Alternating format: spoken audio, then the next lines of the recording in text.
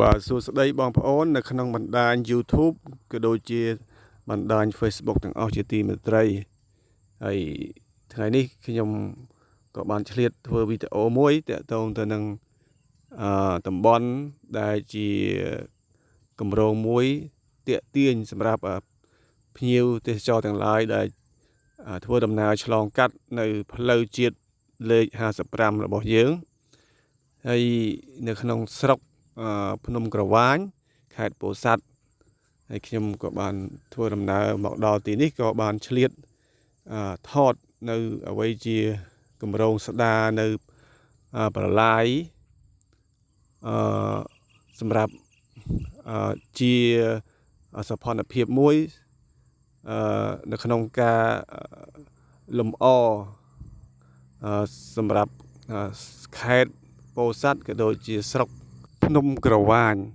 ហើយសម្រាប់ថ្ងៃនេះខ្ញុំក៏បានផ្ដិតយករូបភាពនេះជាវីដេអូដើម្បីបង្ហាញជូនបងប្អូនដល់និងទស្សនិកជនទាំងអស់នៅក្នុងបណ្ដាញ YouTube ក៏ដូចជានៅក្នុងបណ្ដាញ Facebook ផងដែរហើយសម្រាប់តំបន់ទេសចរហើយក៏ជាតំបន់មួយដែលទាក់ទាញនៅភ្ញៀវជាតិនិងអន្តរជាតិមកទស្សនាជាបន្តផងដែរហើយសម្រាប់ថ្ងៃនេះខ្ញុំក៏សូមណែនាំនិងអំពាវនាវដល់បងប្អូនរួមជាតិទាំងអស់អញ្ជើញមកទស្សនានៅទីកន្លែងសប្បាយរីករាយជាពិសេសនៅតំបន់ដែលជាប់ផ្លូវជាតិលេខ55របស់យើងមានរមណីយដ្ឋានជាច្រើនជាហូរហែហើយក៏សូមជួយសម្អាតនៅបរិស្ថាននៅជុំវិញផ្លូវជាតិរបស់យើងដោយសារថាក្នុង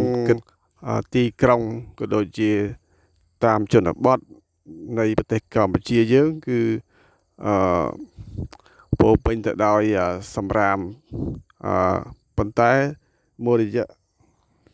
ចុងក្រោយនេះគឺខាងរដ្ឋបាលខេត្តពោធិ៍សាត់បានយកចិត្តទុកដាក់អភិបាលលោកខុយរីដាដាក់ចេញនៅវិធានការដើម្បីសម្អាតនៅបរិស្ថានមិនថាក្រុងស្រុកភូមិប៉ុណ្ណោះទេហើយតាក់ទងទៅនឹងអ្វីជាការខិតខំរបស់រដ្ឋបាលខេត្តពោធិ៍សាត់ទាំងមូលផងដែរជាចុងក្រោយខ្ញុំសូមអរគុណនិងសូមជូនពរទៅដល់បងប្អូនជនរួមជាតិទាំងអស់ជួបប្រទះតែសេចក្តីសុខសេចក្តីរីកចម្រើននិងសុខភាពល្អហើយជាពិសេសនឹងមាននៅអ្វីជាការខិតខំប្រឹងប្រែងរបស់រាជរដ្ឋាភិបាលក្នុងអាណត្តិតទៅទៀតផងដែរតាក់ទងទៅនឹងបញ្ហា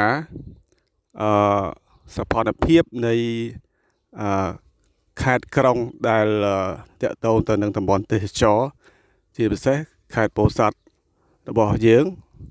ដែលមានការប្រែប្រួលមុខមាត់ថ្មីមានការពង្រីកផ្លូវពង្រីកនៅអ្វីជាខឿន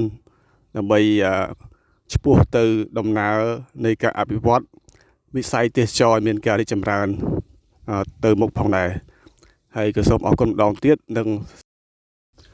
សម្រាប់បងប្អូនដែលបានចូលរួមសម្អាតបរិស្ថានកន្លងមកហើយក៏សូមជូនពរឲ្យបងប្អូនទាំងអស់បានទទួលនៅសេចក្តីសុខសុវត្ថិភាពសម្រាប់ការធ្វើដំណើរមកកម្សាន្តម្ដងផងដែរហើយសម្រាប់ពេលនេះខ្ញុំសូមជម្រាបលានិងសូមសំណាងល្អទាំងអស់គ្នា